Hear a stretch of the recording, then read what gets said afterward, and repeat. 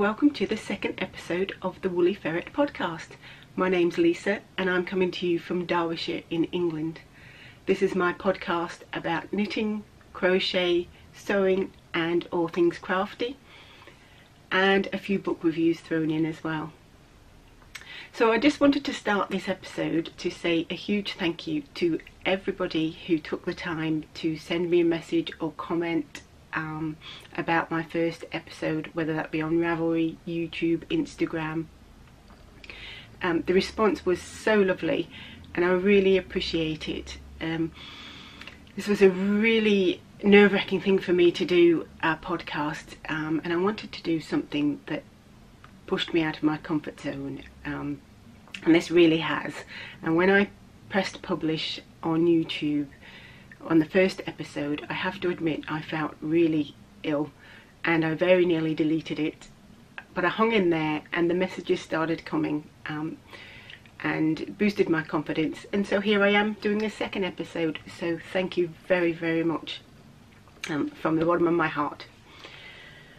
So yes, so what have I been doing since the last episode? Well, it's been a while, longer than I hoped. It's I can't remember how many weeks, maybe 5, possibly 6 weeks, and I was hoping for only 4, but life got in the way. And we've been on a little holiday. Anybody that follows me on Instagram will know that my husband and I went away to Wales together and we stopped in a little glamping pod, and I'll stick some photos at the end of this podcast if anybody's interested in that. But it was beautiful in the middle of nowhere, and had a really lovely time. It was only a short break, and I have to admit I do all the driving. My husband's a nervous driver, he doesn't drive anywhere new. So it was about 4 hours each way, and then when we were there, because we were there for such a short time and we'd gone such a long way, we packed loads into the days. So I think if we went again, and I would definitely like to go again to the site that we stayed on in the glamping pod, because it was beautiful. I'll put the name of it up here if anybody's interested in that. And yeah, I would have liked a few days of just staying on the site, just relaxing in the pod a bit more and just knitting and that sort of thing, rather than racing around everywhere. But otherwise it was lovely to get away and spend some time together with my husband and just relax a little bit. So yes, so let's have a look. First thing I want to do is draw the winners of the yarn for my first episode. So I had asked people to go and comment in Ravelry and let me know a little bit about themselves and the crafts that they like to do, and where they're from. And we had a few entries in there, so thank you very much for taking the time to do that. And I know for some people that was really out of their comfort zone, because they'd never used Ravelry to post their message before and it was their first time. So thank you if you did that. That's great. So I have written down who the winners are, so I need to just find that.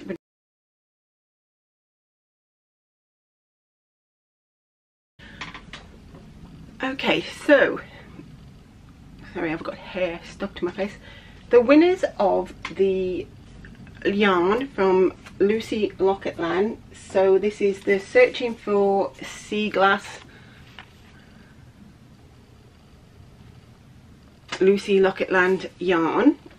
So I said I would give one of these to the first person that commented on Ravelry, for taking the plunge and being the first person. So the first person to comment on my post was Colson111322. That's their Ravelry username, and that is Kelly from California. So thank you, Kelly, for taking the time to post about yourself, and this yarn is yours. So if you could please take a moment to message me via Ravelry. I'm Lisa Saxton on Ravelry, and I will get this yarn out to you if you send me your address.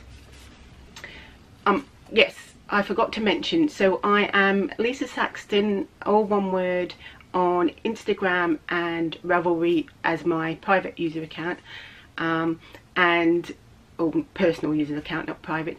And we also have a group called Woolly Ferret Group on Ravelry as well. And I have an email, woollyferretpodcast@gmail.com, if anybody wants to contact me that way. So the next hank of yarn goes to post number 12, and that is Cosima, and that's Corinne. I don't know where Corinne's from because you never said Corinne, but thank you for taking the time to post. And hank of this yarn is for you. So again, if you can message me via Ravelry with your address, I will get that sent to you.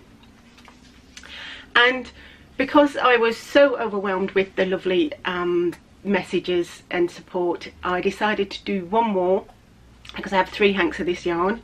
And so I did one more random number generator, and so the final person to get a hank of this yarn is post number 10, and that's Daisy Knitter is the Ravelry username, and that's Linda from Durham in the UK.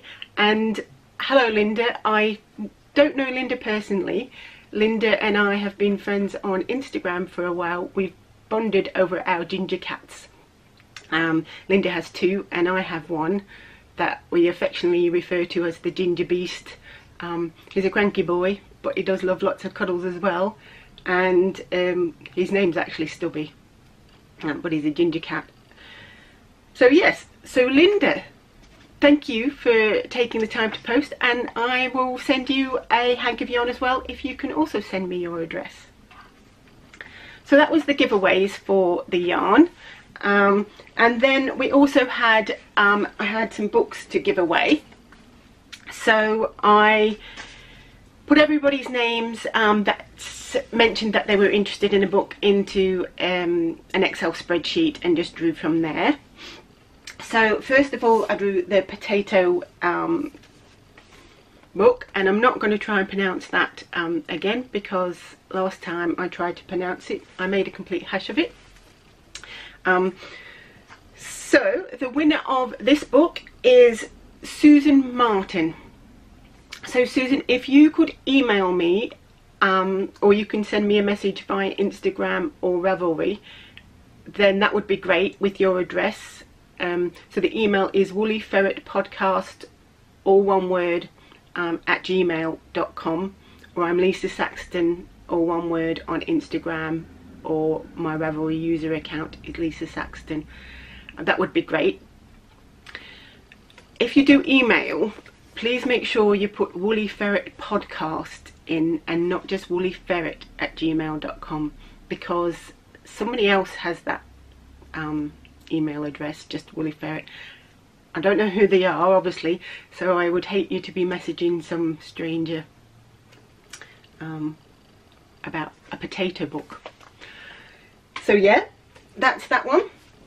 And then finally we have the Eleanor book, and the winner of that book is JAB.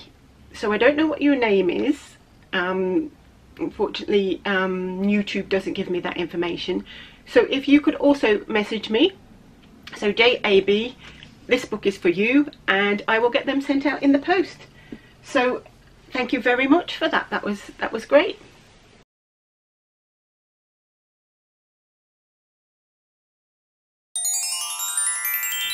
Okay, so let's move on to knitting. I haven't done anything on my top that I was knitting on in the last episode using the kid silk yarn, for no reason other than I got lured into another project. So I've been trying to do some maths and apply the knowledge that I learned in the workshop I did with Gwen Wagner-Adair from Petite Fleur Knits. So I think it's petitefleur.co.uk. Sorry Gwen if I've messed that up. So in my last episode I explained that I'd done a sweater fit workshop, and we learned about doing the maths and applying that to a sweater to make it fit. And then we've come away and I'm trying to apply some of that knowledge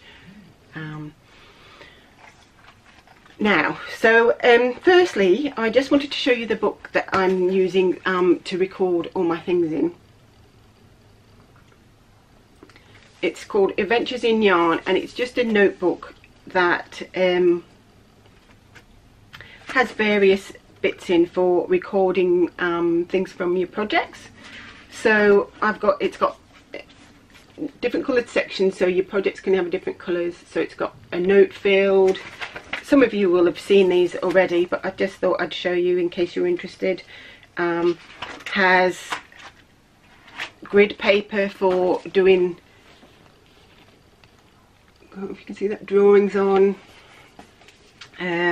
Has yarn notes, and you can stick your yarn in there, and little wallets for sticking in labels or whatever you want to stick in there, bits and pieces.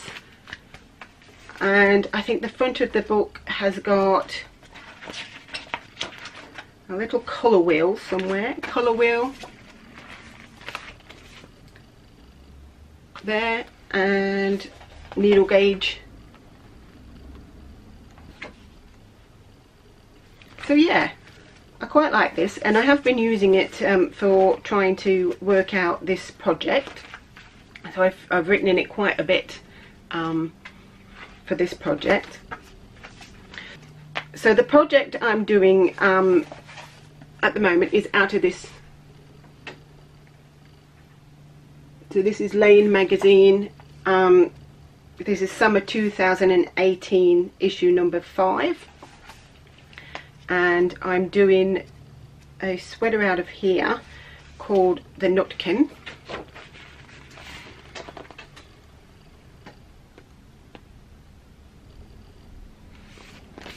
And you can see it's just got a little bit of detail down the side bit there, and a split rib, but otherwise it's quite a plain jumper, and that was intentional because I've not knit a jumper before. So as explained on the first episode, I've crocheted a few garments that have been way too big for me, so I'm going to try and knit something that actually fits me in some fashion. So that's what I'm going at, and I've started it. So I did a swatch. So when I was on the course, we learnt about swatching and why it's important, etc. And I already knew that, really. I've been caught out before in that I knit a hat out of West Yorkshire Spinners Crofter yarn. I think it's a DK weight yarn. And I knit a hat, and I didn't do a swatch because quite frankly it was a hat time I'd done the swatch. I had finished the hat, and I blocked it, and it grew substantially, so it fit perfectly when I'd knitted it, and then I blocked it and it grew quite a bit, so probably a lot actually. What I had to do was squish it back and let it dry, and luckily I squished it all back in place. It still fits. It's not as snug. I like quite a snug hat, and it wasn't as snug as I would have liked, but it does fit. So that was a close call. So since then, now whenever I do a project, I swatch and block. Usually the pattern will say whether you need to have a blocked swatch. I think most of the time it is a blocked swatch as opposed to unblocked. Okay, so I swatched for this pattern, and here's my swatch. So the yarn I'm using isn't the yarn called for in the pattern. The yarn in the pattern is a beautiful Blue Face Leicester and Silk Blend yarn, and I didn't want to be spending a lot of money on yarn for something, for a test that I was trying out to make sure I get a fit, given that I've wasted quite a bit of yarn already on projects that don't fit. So just try and find out what yarn is used in this pattern. So the yarn in the pattern is Islington DK by Kettle Yarn Company. It's 55% blue faced Leicester and 45% silk, and the colour weight is squirrely, and it's beautiful. I really like the colour of that, and I would have liked to do it in that yarn, but just finance wise it seemed better to do it in a cheap yarn. So I'm using this yarn, which is from Boys. It's a double knit yarn, and it's just 100% acrylic. It's cheap as chips. Boys is a discount store in the UK, and I think they had an offer on 3 balls for a certain amount. I think it worked out about £1.99 a ball, so it's not breaking the bank, and it allows me to try out pattern sizing without worrying about wasting beautiful yarn.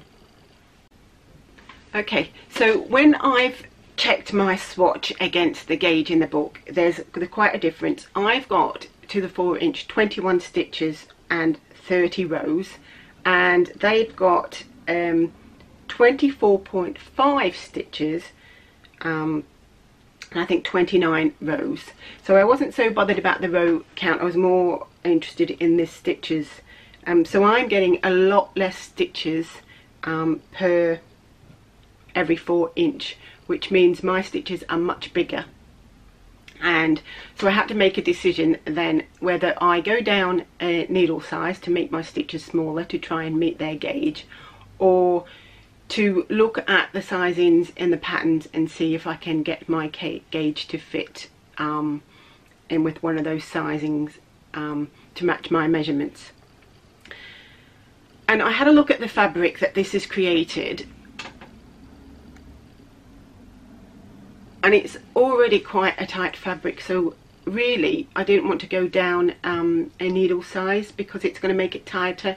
And looking at the pattern, it needs some drape and a bit of floppiness, this design, so I didn't want to make my fabric any tighter. So I've decided to just go with my gauge and then try and pick the appropriate size based on my gauge. So how I've done that, I've taken my measurements and had a look at what they are, and then I've had a look at the sizes in the book.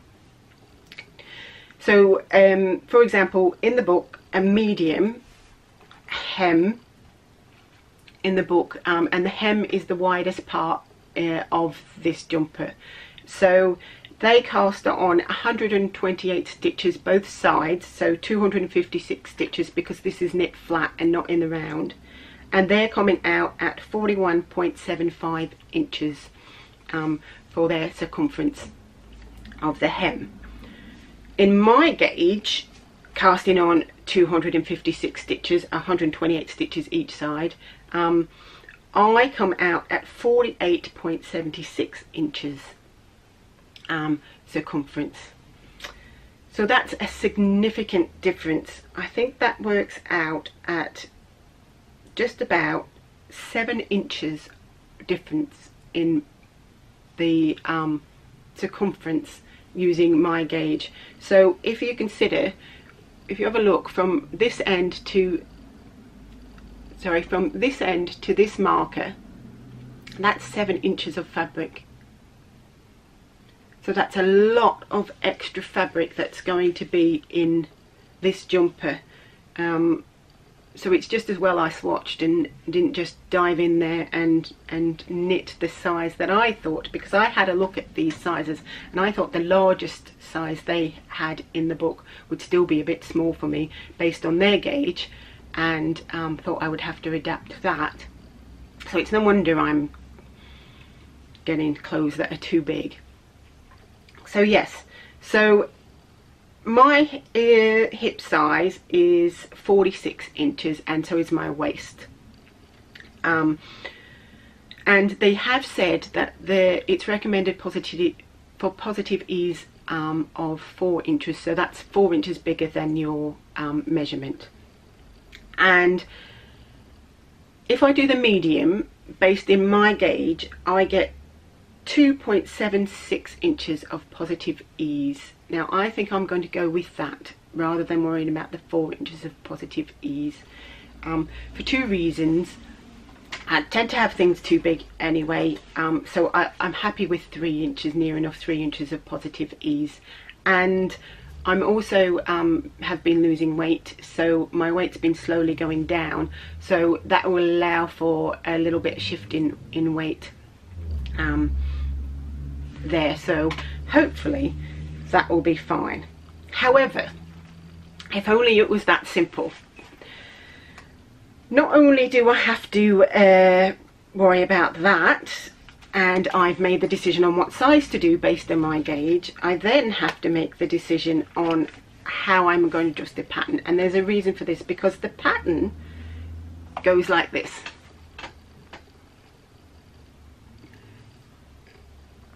So you can see it starts wider and decreases slightly up to the bust, which is no good for me because my bust is my largest size, so I start smaller and then I need to increase to the bust. So my sizing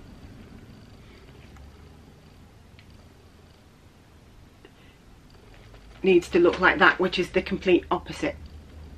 So I've had a look at the pattern, and there's 3 points along the sides in the pattern that where they decrease. So I've decided at these 3 points I'm going to increase.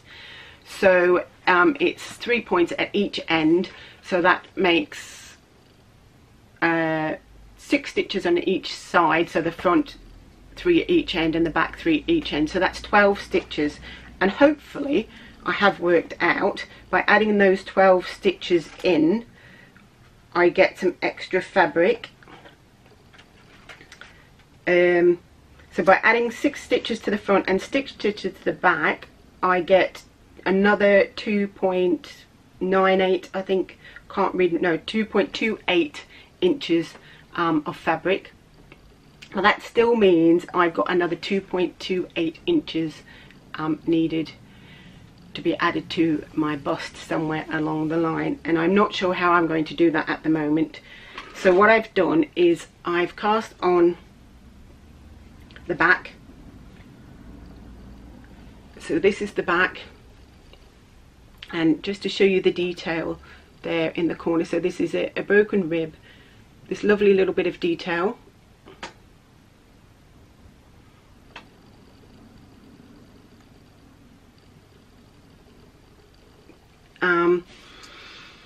Yes, so I've done this back piece up to the point where I'm going to split for the armholes, and I've added the extra stitches at each end along the seams. And for the back, I don't want to add any more fabric in on that side, so the remainder 2 and a bit inches I need to add to the front of the garment somewhere, and I'm not quite sure how I'm going to do that yet, so I need to sit down and figure that out. Possibly with bust darts, or I'm going to look at the larger size for the front and see if I knit the larger size just for the front panel, whether that will do it and not make too much ease for the rest of the body, if that makes sense. Anyway, that's an attempt to do maths. I hope I haven't just baffled you completely there, because I do find I baffle myself and have to recheck things over and over again because I don't understand what I've written down. But hopefully that makes sense. So that's where I am on my knitting. Just to give you an idea, this panel here took me ages, hours and hours of work. I'm a really slow knitter, and I have to admit I have messed up a little bit. I've got a stitch, I don't know if it will show up just there and knit stitch in my pattern, and hopefully I'm going to be able to somehow just fix that without unpicking. I'm just going to try and darn it to make it look like a purl stitch, because this took me an age, mostly because I seem to, when I knit, lose the ability to count. I have no idea why. I even put stitch markers in, and no, I just lose the ability to count, and then I have to frog, and when I'm not the best at frogging, I really find it alarming when people say, oh, I've done this and I don't quite like the neckline, and I'm just going to rip that out and redo it, and I think, oh my god, that's going to take ages. And then they come back and they do a podcast and they show you what they've done, and yeah, I've just ripped this back and look, I've put a new neckline in. Yeah, I'm far from being able to do that. Just ripping back a couple of rows horrifies me. So yeah, that's where I am on the knitting front.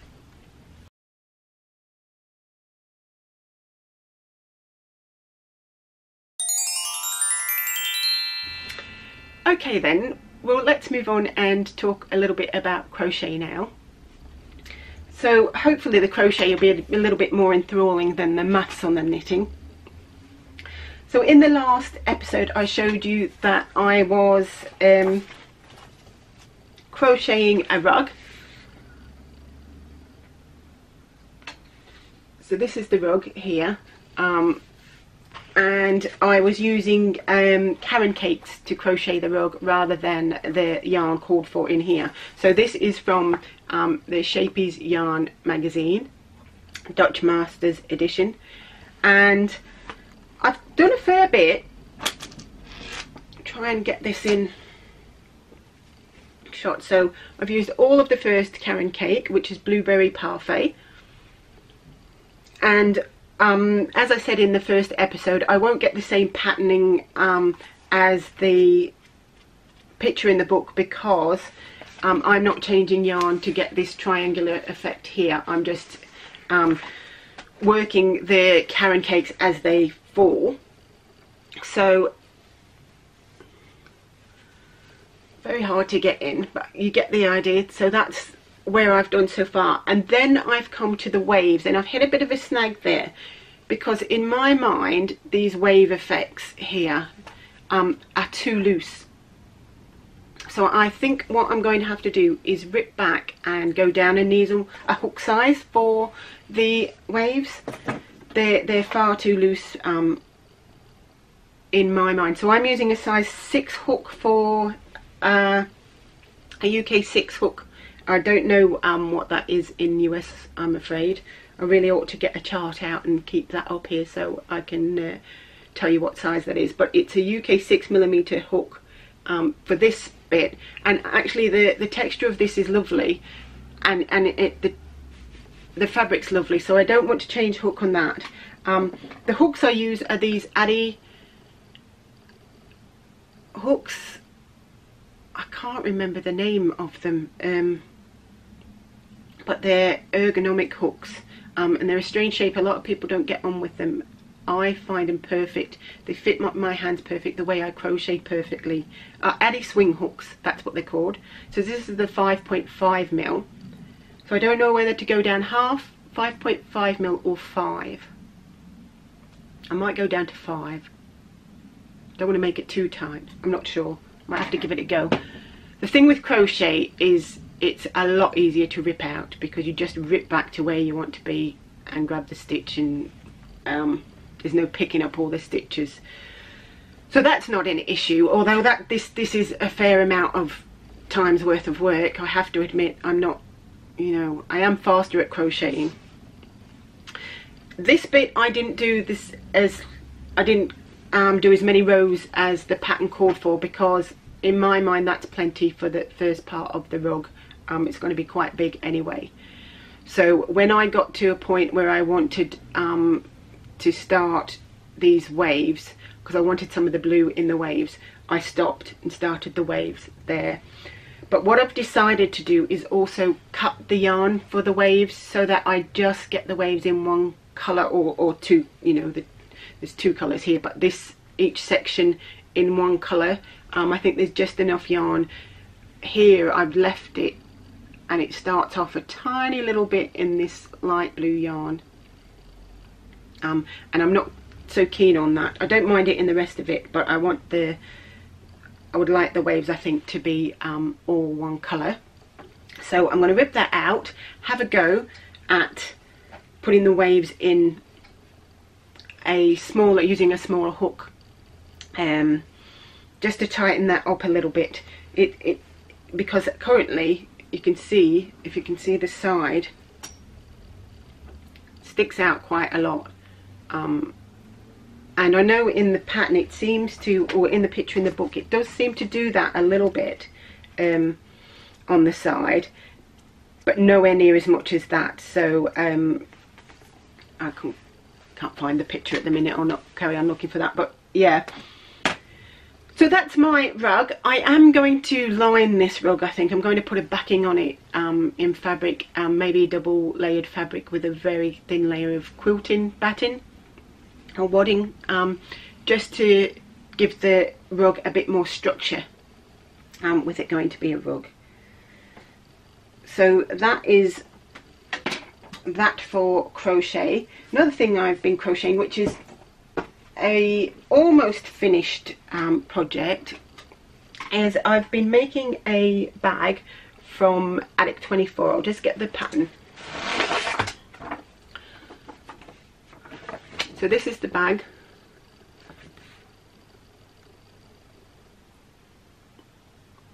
So this is Attic 24 Weekender bag. I'm not sure if this is a free pattern on her blog. I bought the kit, but I have a sneaky suspicion this might be free on her blog. And there's certainly instructions on her blog on how to make the certain aspects of it. So this is my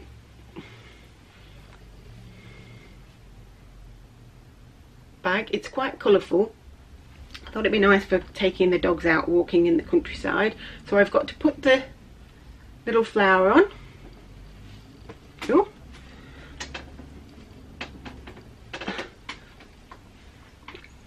So yeah, I've got to add the flower on here. There's a magnetic clasp that came with the kit, so I'm going to add that on to keep it closed. But I also want to line it because I'd like to, you know, put keys and things in here, and I don't really want them coming through the fabric, even though it's quite a sturdy bag.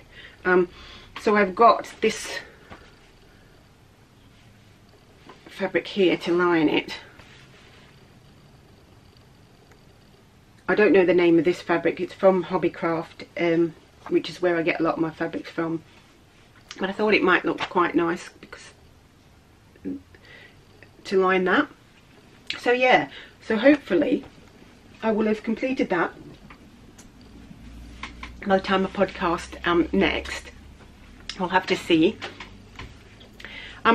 Also, I think you probably will have noticed that nothing has happened in my craft room at the moment. It's exactly the same it was last time I podcast. I have bought legs for this piece of wood here. Not legs, I've bought wood to make the legs for this, to make it into a table. So hopefully that will be done by the time I podcast next as well, and that will be up here. We'll have to see timing wise, but I'm fed up seeing the wood in the front room at the moment, so have to get a move on that. Yeah, I think it will be a slow project, but hopefully next time you'll be able to see a bit of a difference when I podcast. So that's it on the crochet front.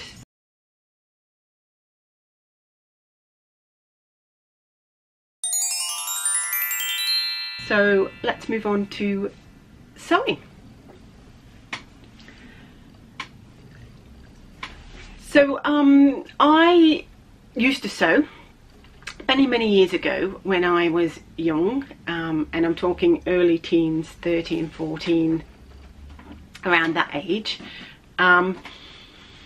and mostly out of the fact that we never had any money, and if I wanted new clothes then sewing them was probably the best way to do that. I never made anything too extravagant. I don't think I ever sewed any sort of knit stretchy fabric. tended to make skirts and shorts and just elasticated waisted things rather than really fitted things.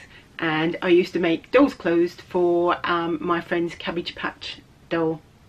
I never had a Cabbage Patch doll, they were too expensive, but my friend had one for Christmas one year and we both used to make clothes for it as well, which was lovely. So yeah, and then I moved to England when I was 17, and apart from sewing a pair of curtains when early 20s, I don't think I've sewn since. So really, I don't know why I stopped sewing. I used to really enjoy it. And then I watched the Little Drops of Wonderful podcast, who's hosted by Ali. If you haven't watched her, then please nip across and have a look. But I suspect that many of you do, because I noted from the comments and the YouTube subscribers have come across from Ali, because she mentioned me in her recent podcast. So thank you, Ali, and thank you everybody that's come across to give my podcast a go. I really appreciate it. Anyway, I watched that podcast, Little Drops of Wonderful podcast, and Ali makes bags on that podcast. She shows her bags and she doesn't sell them, but she makes them for giveaways and for herself, and she calls them her dodgy bags. And they're absolutely lovely, and so she decided to host a dodgy bag make-along and encouraged us makers to have a go at making our own dodgy bags. So that's what I did, and this is my the result of that.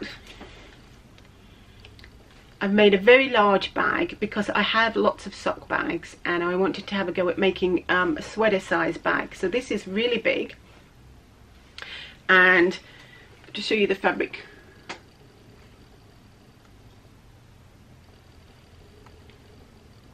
so hopefully you could see that that's got bees on it, and then I've lined it with some very pretty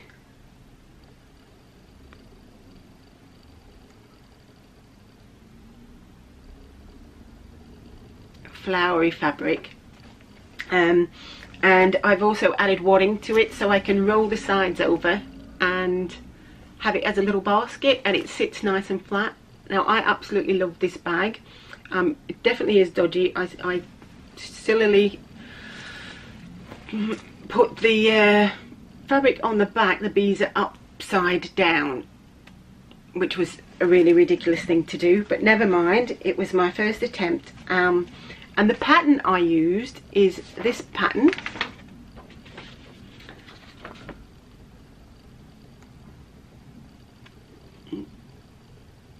So this is the grocery bag pattern from michellepatterns.com, and I made one modification so you can see how she's got the handles going that way. I've got my handles going this way down the long side.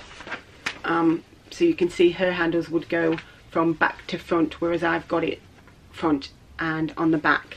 And I put wadding, quilting batting in between my layers just to make it a bit thicker so it sits sturdy, because it's going to be a knitting bag. So yeah, I really liked this pattern. It was really good. I think it's about £5, somewhere along that line, and it's a downloadable pattern. And so it gives you the measurements for the bag base, and then you get a pattern piece for the handles, and it's 3 sizes, so there's large, medium and small, and you get all 3 sizes in the pattern. So this was the large. Really good instructions with detailed photos of how to do things. Well, I found them detailed. I don't know if you were a complete beginner sewer. I know I haven't sewed for many years, but I still had some of those skills. I think you'd be fine. That's why I chose this, because it was a basic bag that didn't need too much. So that's that bag. And then Ali is, oh, on the Michelle Patterns, I noticed she's Michelle Patterns on Instagram, and I've noticed she's done a new bag design. That's a little Japanese knot bag. where you have one handle bigger than the other and you pull the handle through. I haven't tried that yet, but it looks intriguing, so I don't know whether to give that a go next. We shall see. Anyway, excuse me. So that was that bag, and then Ellie is also hosting a Strictly Sock Along. So Strictly is Strictly Come Dancing is UK's version of Dancing with the Stars. So I think in the USA that's what it's called. So that started this weekend, and Ellie is hosting a Sock Along, and she hosted one last year and it was a great success and everybody really enjoyed it. So I decided I needed to make myself a bag to go along with that Sock Along. So this is my bag. This is my glitter ball bag. Incredibly sparkly and a really shiny lining.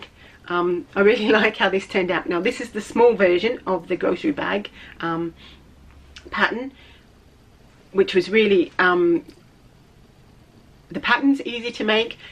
This fabric, this shiny fabric, is from Hobbycraft. All three fabrics are from Hobbycraft. So there's a mesh with diamantes on, a shiny purple fabric underneath, and this shiny silver fabric. The mesh and the purple fabric fine. This shiny fabric frays like bilio. Oh, so this bag is ever so slightly, not a lot, smaller than the pattern, because I didn't realise how much this would fray, and I had to keep sewing in to get away from the frayed edge. So this was my first attempt. So yes, so this is my glitter ball bag, and what I've done is I've made another one of these and donated it to Ellie to give away as a prize for her Strictly Along. So if you'd like to win one of these bags, nip across to Ellie's podcast, have a look at her Strictly Along. She has a threading Ravelry as well. I think she's I think there's a little Drops of Wonderful thread in Ravelry. She's Starry Eyes Ellie on Instagram and as well. So yeah, so if you'd like to win one of these, have a look at hers and see what you need to do. I've also put a little label in.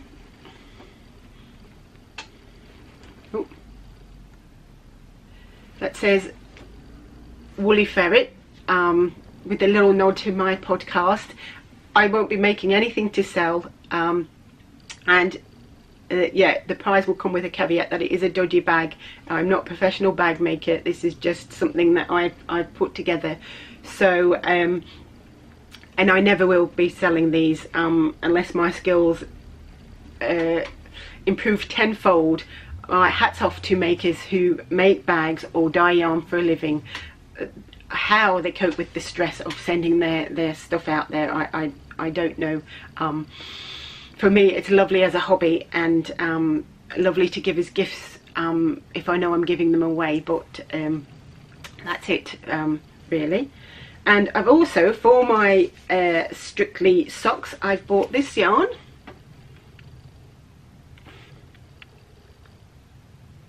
From the lovely Betsy Makes, and this is her Strictly Sock Lemon Cello colourway. You will notice I have a major problem with pronouncing things. I don't know why.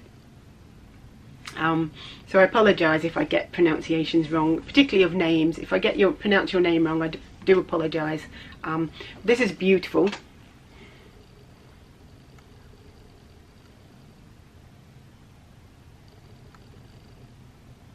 Got little gold flecks throughout of it, so I'm looking forward to casting that on and starting my Strictly socks, and I'm yet to post in the Ravelry thread, so I really need to do that as well.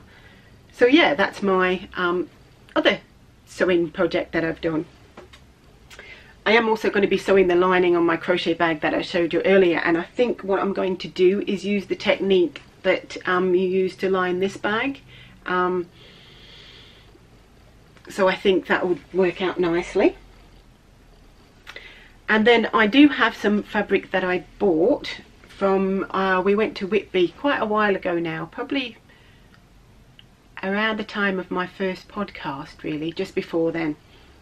And I bought some fabric. There's Whitby Crafts, I think the shop is called, and it's a little shop.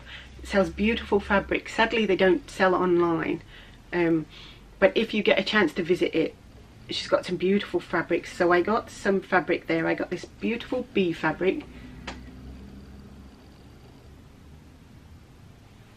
with flowers and bees, and to go with that I got some lovely flowers, so I think they'll go beautifully together. So I got those two, and then I got another bee fabric which seems to have disappeared.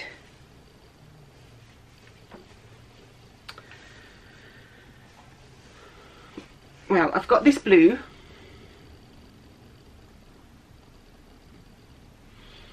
but I also have some, oh here it is, Bees in Clouds to go with the blue.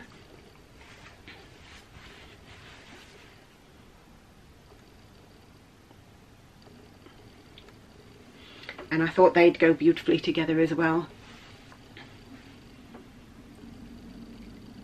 So I was slightly obsessed with the bees this summer, and we planted up our front garden with a packet of bee-friendly seeds, flowers, and I didn't think that they'd really do much. And oh my goodness, there was flowers galore, all different varieties, and the bees absolutely loved them. It was just covered in bees all the time, and hoverflies as well, which was great. Other insects. Did look a little bit untidy because just scattered them, thinking one or two would come up, and masses of them come up, but not too bad. Yeah, so what I'm going to do with this fabric is make some bags up. I don't know whether I'll use this pattern, probably some of these little grocery bag pattern, and then use them as giveaways in, maybe we could do a long of some sort in the future. So I'm going to get those sewn up, and then I'll show you the outcome of those when I do. I'm also in the process of sewing a very basic like smock, I want to call it, but so it's an apron. So it's from this book. So this is Making Bookazine or Magazine, number 4 lines. I really like these books. They're really expensive though to buy in the UK. £24, which is a hefty investment, so I really want to start making an effort to use these. So I'm making this studio apron by Cal Patch. I'll just show you here.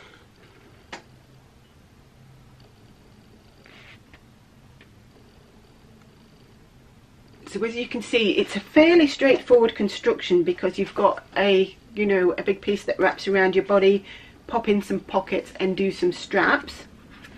And I thought that would be nice for just wearing around the house and doing crafts. I've got a dyeing kit that my husband bought me for Christmas to dye some yarns, so things like that, jam making, that sort of thing. I thought it would be really nice to have. Now they do it in linen. I'm impatient and I wanted the fabric straight away, so I nipped down to Hobbycraft. That probably will be a reoccurring theme. For those not based in the UK, Hobbycraft is just a big box craft store, a bit probably, I suspect, like Joann's or Hobby Lobby, something like that. And they do a range of fabrics, and it's just down the road from me, and I do get gift vouchers quite often for birthdays and Christmas, so I am in there quite a bit. And because I'm impatient, I wanted to start this apron whatever day it was I decided I was doing it on, so I nipped down and got some fabric. So this is the fabric.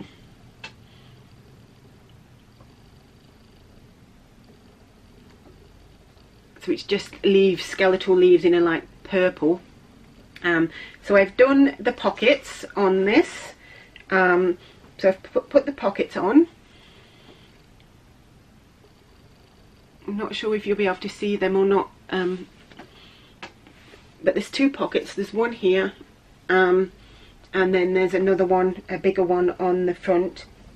So there's one that sits on the side of your apron, and then another one that sits on the front of your apron, which is here, and I really don't think you're going to be able to see it, but it's there. So yeah, so I've done the pockets and I've done the straps, and so now I need to do the edging of the apron and attach the straps. I have made the straps slightly longer than they suggested. I'm hoping they're going to be long enough. It does say to make them a little bit longer and then cut them back. I sort of wish that I'd make them even a bit longer, but we'll see how we get on. So they're my straps to go on. I don't want to say pretty sure because I don't want to let myself down, but I hope to have that finished by the next episode. We shall see. So yes, that's it probably for any of the, yes, definitely any of the crafting content today. So I'm going to just do a couple of book reviews, and then right at the very end I will try and stick a few photos of our holiday in there. I'll try not to do too many. That's the problem with digital cameras, we just snap away, and took loads, and I did take a little bit of footage as well, but I don't want to you know, bore everybody to death, so I'll stick that right on the end if you're interested in looking at that. So if you're interested in the book reviews or the holiday content, then I will say thank you for dropping by, and hopefully you will return another time for the next episode. So book reviews, what I've been reading lately, I've got a couple. I'll show you the first one. The first one I won't be giving away to anybody because this is my son's book, and he was reading it and I thought, oh, that looks really good, and he's really enjoyed it. He likes fantasy type novels, or he tends to read non-fiction as well, but if he reads fiction it's fantasy type model. So this is the book. It's called The Name of the Wind by Patrick Rothfuss. And I'll just read you the blurb on the back quickly. It says that I have stolen princesses back from sleeping barrow kings. I burned down the town of Trebon. I have spent the night with the Felurian and left with both my sanity and my life.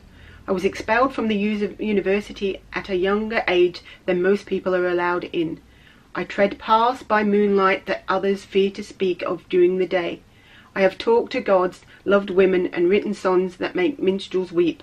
My name is Kvothe. You may have heard of me. And it's a fantasy novel about, it's got a lot of magic in it, so I don't want to call him a wizard, sort of that sort of nature to it. There's a lot of magic in it, and evil things, and so it starts off in the present, where you find out about Kvothe. I don't know if I'm even pronouncing that name wrong, right? In the present, and in a bar that he runs, and then it tells you the story of how he ended up there, or part of the story how he ended up being there, and his path as a child up to his late teenage years is where this first book ends, and then there's a second book. I really enjoyed it. It's not comparing it, it's not Harry Potterish, that would be wrong to say, but there is magic involved, and he does go off to university to learn that magic, and so in that respect there's a little bit of comparison, but it's much darker than Harry Potter, and very different style of writing. It's not sort of childrenish literature. It's a bit more young adult to adult literature. So I really enjoyed that book, and could highly recommend it. That's going back on my son's shelf because he likes to keep his books. So The Name of the Wind. So if you like fantasy type novels with magic and a bit of suspense and whatnot in it, that's one I would recommend. The second one I read was this, completely different than the first, is Little Breton Bistro. It's got a life-affirming novel, Sunday Express comment on the front. I wouldn't call it that. It was a nice read. I enjoyed it. It was very much to formula. You know, the outcome was what you expect the outcome to be. But it was enjoyable. I think the problem was with this book, I'd read this straight on the back of reading the Guernsey Potato Society book and the Eleanor book, which I really enjoyed. And because they were both really quite good books, especially Eleanor, then I read this, so it had a lot to live up to. So I probably didn't enjoy it as much as if I'd read this one first. So it's Nina George, The Little Breton Bistro. It's a good read. It's enjoyable. It's quite, I would say, you know, like holiday summery type read. A little bit of a romance sort of thing in it. Yeah, it was all right. You know, I wouldn't say it was bad. I didn't struggle to read it. So